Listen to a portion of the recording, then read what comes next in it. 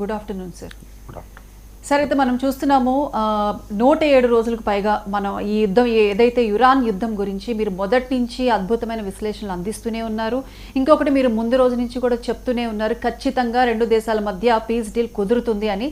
ఇప్పుడు అదే జరిగింది. అసలు ఈ పీస్ డీల్లో ఎటువంటి అంశాలు పొందుపరిచారో ఆ విశ్లేషణ ఏంటి సార్? ఎస్ అండి, ఇప్పుడు ఫిబ్రవరి 28న మొదలైన ఈ మహాయుద్ధం, ఎందుకంటే రెండవ ప్రపంచ యుద్ధం 1945న ముగిసిన రెండవ ప్రపంచ యుద్ధం తర్వాత గత 80 సంవత్సరాల్లో ఈ భూమి మీద జరిగిన ఒక మహాఘోరమైన యుద్ధంగా మనం ఇరాన్ అమెరికా యుద్ధాన్ని పోల్చి చెప్పొచ్చు. ఎందుకంటే ఇది రెండు దేశాల మధ్య యుద్ధం కాదు, ఇది ఒక ప్రాంతంలో రెండు ఖండాల మధ్య జరిగిన, అంటే Europe Asia continent north Africa, అంటే ఒక సుదీర్ఘమైన ప్రాంతంలో జరిగిన ఒక భీకరమైన యుద్ధం. మళ్ళీ ఇంకోటి ఏంటంటే ఇది ప్రపంచ రాజకీయాల్లో పెను మార్పును తీసుకొచ్చింది. ఇంకా ఇప్పుడు దీన్ని తెలుస్తుందండి ఎంతటి పెను మార్పులో. రెండవ ప్రపంచ యుద్ధం తర్వాత పెను మార్పులు అంటే పెను మార్పులు ఈ రోజు ఇరాన్ అమెరికా యుద్ధం తర్వాత తెలుస్తుంది. ఇది 107 రోజుల ఒక మహాయుద్ధం. ఈ అంటే ఫిబ్రవరి 28 నుంచి ఈ జూన్ 14 వరకు ఒక 107 రోజుల యుద్ధం. ఈ యుద్ధం లాస్ట్కి నేను చెప్పినట్టు ఇది పీస్ డీల్. ఎందుకంటే ఇటు అమెరికా కానీ ఇటు ఇరాన్ కానీ ఇజ్రాయెల్ కానీ ఏ దేశం కూడా యుద్ధాన్ని ముందుకు తీసుకెళ్లే పరిస్థితి ఉండదు. ఎందుకంటే రెండవ ప్రపంచ యుద్ధం 2192 రోజులు, మొదటి ప్రపంచ యుద్ధం 1569 రోజులు. అంటే ఈ 5-6 సంవత్సరాలు పోరాడుకునేది కాదండి, ఇది ఆధునిక యుద్ధ తంత్రం. చూడండి, ఇండియా పాకిస్తాన్ యుద్ధం కేవలం 4 రోజుల్లో ముగిసింది. చూడండి ఇంత మహాయుద్ధం. ఎందుకంటే ఆధునిక యుద్ధ తంత్రం అలా ఉంటది. ఈ ఆధునిక యుద్ధ తంత్రంలో 107 రోజులంటే అది మహా వినాశనం. అది కూడా ప్రపంచ ఆర్థిక వ్యవస్థ పరంగా చూసుకుంటే మహా వినాశనం. ఈ యుద్ధానికి ఇప్పుడు విరమణ ఎండ్ కార్డు పడింది. ఎందుకంటే ఇటు United States of America Iran peace deal పై సంతకాలు ఆల్మోస్ట్ అయిపోయినట్టే, సంతకాలు చేసినట్టు. ఇది జూన్ 19వ తారీఖున నేను ఆల్రెడీ మీకు చెప్పడం జరిగింది. జెనీవా అంటే స్విట్జర్లాండ్ వేదికగా ఈ యొక్క పీస్ డీల్ మీద సంతకాలు చేయబోతున్నారు. ఈ సంతకాలు 2 విధాలుగా ఉంటుంది. అంటే ఇప్పటికే డ్రాఫ్ట్ ప్రపోజల్ అన్ని యాక్సెప్ట్ అయిపోయినాయి, అంటే పీస్ డీల్ అయిపోయింది. కానీ ఫార్మల్ గా సిగ్నేచర్స్ మాత్రం జూన్ 19వ తారీఖున జెనీవాలో తటస్థ వేదికలో ఇటు డొనాల్డ్ ట్రంప్ కానీ ట్రంప్ అమెరికా తరపున ఇటు ఇరాన్ తరపున మసూద్ పెజాస్కియన్ ఇరానియన్ ప్రెసిడెంట్ అటెండ్ అవ్వబోతున్నారు. ఒకవేళ వీళ్ళు అటెండ్ అవ్వడానికి కుదరకపోతే డిజిటల్ సిగ్నేచర్స్ కూడా అక్కడ యాక్సెప్టబుల్ డిజిటల్ సిగ్నేచర్ చేస్తారన్నమాట. ఇంతే, అంటే జూన్ 19వ తారీఖున ఈ ఒప్పందంపై పూర్తి స్థాయిలో జరుగుతుంది. దీన్ని మెమొరాండం ఆఫ్ అండర్స్టాండింగ్ MOU అంటారు. మళ్ళీ దీన్ని ఇంకా ఇది కూడా ఫైనల్ వారు శాంతి ఒప్పందం కాదు. తర్వాత కంప్లీట్ ఒప్పందంకే 60 రోజులు టైం పెట్టుకున్నారు. ఈ 60 రోజుల్లో పూర్తి ప్రపోజల్ ఎలా ఇంప్లిమెంట్ చేయాలి, ఇంప్లిమెంటేషన్ మెకానిజం ఏంటి, అన్నింటినీ కూలంకషంగా పూర్తిగా చర్చలు జరుపుతారు ఇరాన్ అమెరికా ప్రతినిధులు ఇంకా మీడియేటర్స్ కలిపి అనమాట. అంటే ఇంకా మనకు 60 రోజులు పట్టుతుంది. కాకపోతే ఇప్పుడు శాంతి ఒప్పందం ఆల్మోస్ట్ అయిపోయినట్టే అనేది మనకు తెలుస్తుంది. ఈ శాంతి ఒప్పందంలో ఇప్పుడు ఏమున్నాయి అనేది ఇప్పుడు అంతర్జాతీయంగా తలలు పట్టుకుంటున్న అతిపెద్ద విషయం. ఎందుకంటే ఇప్పటికీ ఇజ్రాయిల్ ప్రజలు తర్వాత ఇరానియన్ ప్రజలు వీధుల్లో ప్రదర్శనలు చేస్తున్నారు ఈ శాంతి ఒప్పందాలు మాకు వద్దని. అసలు ఏమున్నాయి ఇందులో అనేది అంతర్జాతీయ పరిశీలకులకు ఏం అర్థం అవడం. యునైటెడ్ స్టేట్స్ ఆఫ్ అమెరికాలో ఒక విస్తృతమైన చర్చ జరుగుతుంది. బరాక్ ఒబామా అంటే ఫార్మర్ ప్రెసిడెంట్ ఆఫ్ US అయితే ట్రంప్ని భయంకరంగా విమర్శిస్తున్నారు. ఏం ఒప్పందం చేసుకున్నారు మీరు, 2019లో 15లో నేను చేసుకున్న ఒప్పందం నుంచి నువ్వు బయటకు వచ్చావు, ఇంతకంటే గొప్ప ఒప్పందం నువ్వేం చేసావని అక్కడ US డెమోక్రాట్స్ ఈ రిపబ్లికన్స్ అయిన ఈ ట్రంప్ పార్టీని చీల్చి చెండాడుతున్నారు. ప్రపంచం అంతా అసలు ట్రంప్ గొప్పలు చెప్పుకుంటున్నాడు, నేను ఏం చేశాను ఇచ్చేసానని. అసలు యుద్ధానికి ముందు పోలిస్తే అసలు నువ్వు కొత్తగా ఏం చేసావు అనేది పెద్ద క్వశ్చన్. అసలు ఈ శాంతి ఒప్పందంలో ఏమున్నాయి, ఈ శాంతి ఒప్పందం నిలబడుతుందా లేకపోతే మళ్ళా యుద్ధం జరిగిద్దా, ఈ అసలు మిడిల్ ఈస్ట్ లో ఏముంది, మీడియేటర్ పాకిస్తాన్ పాత్ర ఏంటి, ఇవన్నీ మనం చూడాలి.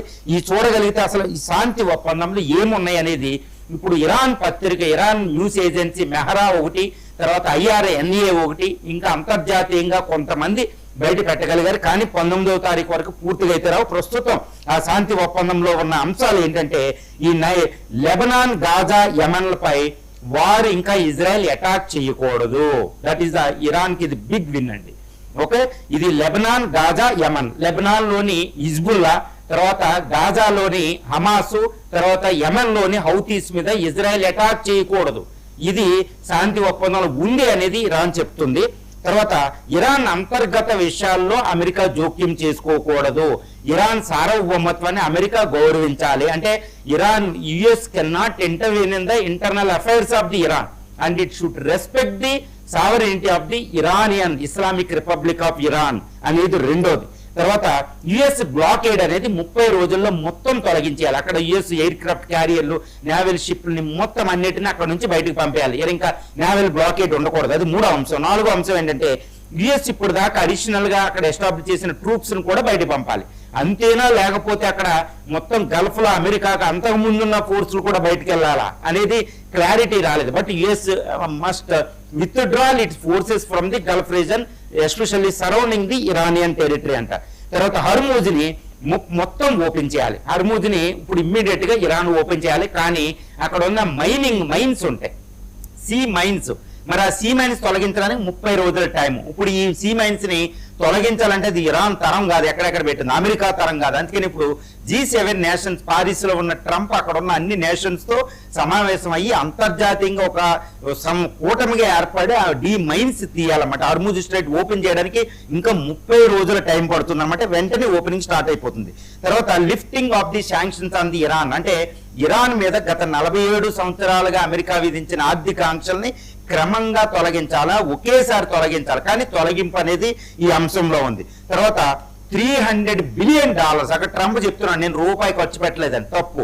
ఎందుకంటే ఇక్కడ ఒప్పందం ప్రకారం ఏంటంటే $300 బిలియన్ ఒక నిధిని అమెరికా యొక్క మిత్ర దేశాలు కలిపి ఇరాన్ పునర్నిర్మాణానికి ఇవ్వాలి. అంటే ఇరాన్కి ఆల్మోస్ట్ కంపెన్సేషన్ ఇవ్వడమేనండి, వారు నష్టపరిహారం ఇవ్వడమే $300 బిలియన్.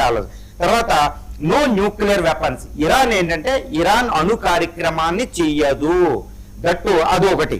తర్వాత 60 days లో ఇలా చేయకపోతే 60 రోజుల్లో ఏంటంటే ఇప్పుడు అమెరికా IAEA ఆధ్వర్యంలో విధించిన ఆంక్షలన్నింటినీ తొలగిస్తారు. తద్వారా ఇరాన్ మీద అణు కార్యక్రమం అది చెయ్యదు. తర్వాత 400 కిలోలను కూడా అప్పచెప్పిద్ది. మరి అమెరికాకు అప్పచెప్పిద్దా, రష్యాలో థర్డ్ నేషన్ లో పెడుతుంది, IAEA ఆధ్వర్యంలో ఇరాన్ లో పెడుతుంది అనేది ఇంకా సుస్పష్టం కాదు. ఇంకోటి ఏంటంటే ఇరాన్ మళ్ళీ NPTలోకి జాయిన్ అవ్వాలి. న్యూక్లియర్ నాన్ ప్రొలిఫరేషన్ ట్రీటీ మీద మళ్ళీ సంతకం చేసి ఇరాన్ యుద్ధ సమయంలో బయటకు వచ్చింది.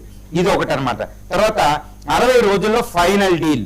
యుఎస్ ఏంటంటే ఈ లోపు ఏంటంటే ఈ 60 రోజులు డీల్ అయ్యే లోపులో, కంప్లీట్ డీల్ అయ్యే లోపల అమెరికా ఇంకా తర్వాతి పదాలు అక్కడ మొత్తం ఆర్మీని ఇంకా కొత్తగా అక్కడికి తీసుకురాకూడదు. అది ఒక పెద్ద విషయం. తర్వాత అమెరికా ఇరాన్ అసెట్స్ ని ఆ బ్యాంకుల్లో ఫ్రీజ్ చేసేసింది. అందులో సగం $12 బిలియన్ ఇమ్మీడియట్ గా ఇరాన్ కి అది రిలీజ్ చేయాలి. దాంతో పాటు ఒప్పందం అమలు చేయడానికి మొత్తం ఏంటంటే ఒక పర్యవేక్షణ, ఒక కమిటీని ఎస్టాబ్లిష్ చేశారు కొన్ని దేశాలను పెట్టి. అటు ఒప్పందం అమలు అనేది అంత ఈజీ కాదు, మీడియేటింగ్ పెట్టాలన్నమాట.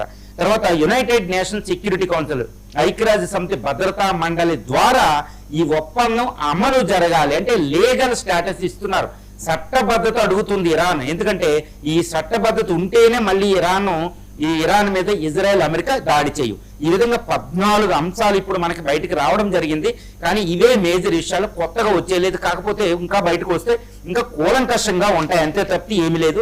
ఈ విధంగా ఏంటంటే 107 రోజులు ఫిబ్రవరి 28న operation epic fury, operation lying roar ఏది ఇజ్రాయెల్ అమెరికాల తరఫున, ఇటేపున ఆపరేషన్ ట్రూ ప్రామిస్ అని ఇరాన్ మొదలైన ఈ మహాయుద్ధానికి తెరపడినట్టే. ఇప్పుడు వెంటనే యుద్ధ విరమణ జరిగింది. యుఎస్ కూడా అక్కడ నేవల్ బ్లాకేట్ వెంటనే ఆపడం జరిగింది. యుఎస్ ప్రెసిడెంట్ ఇప్పుడు G7 నేషన్స్ కి విజిట్ కి వెళ్ళడం జరిగింది. అక్కడ మిత్ర దేశాలను నేను మీట్ అవుతున్నాను.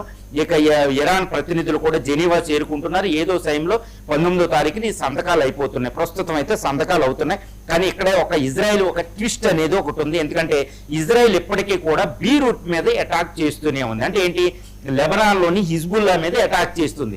ఇది ఇరాన్ ఏంటంటే IRGC ఒప్పుకోవడంలా. మరి ఇజ్రాయెల్ ని ఎలా ఆపుతారు? ఎస్పెషల్లీ ఈ బాధ్యత అనేది United States of America president Donald ట్రంపే చేయగలడు. మరి చేయగలడా, లేదా ఇజ్రాయెల్ మళ్ళీ ఈ శాంతి ఒప్పందం అయ్యే లోపల మళ్ళీ అది ఏమన్నా ట్విస్ట్ పెడుతుంది అనేది పెద్ద విషయం. బట్ ఏంటంటే ప్రస్తుతానికి ఇజ్రాయెల్ కూడా ఎటువంటి ట్విస్ట్ పెట్టలేదు. ఎందుకంటే అంతర్జాతీయ సమాజం అంతా ఒకటైపోయింది, include India, China, Russia, European nations, United Nations organisations, అన్ని దేశాలు దీన్ని హర్షం వ్యక్తం చేయడం జరిగింది. కాబట్టి ఈ టైంలో ఇజ్రాయెల్ అడ్డం వెళ్తే ఇజ్రాయెల్ కూడా పక్కన పెట్టే విషయం ఉంది మొత్తం అంతర్జాతీయ. కాబట్టి ప్రస్తుతానికైతే ఇజ్రాయెల్ దీనికి అడ్డు రాదు. ఈ యొక్క శాంతి ఒప్పందం కుదిరినట్టే. ఎందుకంటే అమెరికా ఇరాన్ యుద్ధం చేసే స్థితిలో లేవు కాబట్టి 107 రోజుల యుద్ధం విరమణ అయినట్టే. రైట్ సార్, అయితే ఇటు ఇరాన్ అమెరికాల మధ్య ఏదైతే శాంతి ఒప్పందం కుదిరిందో దీనికి వ్యతిరేక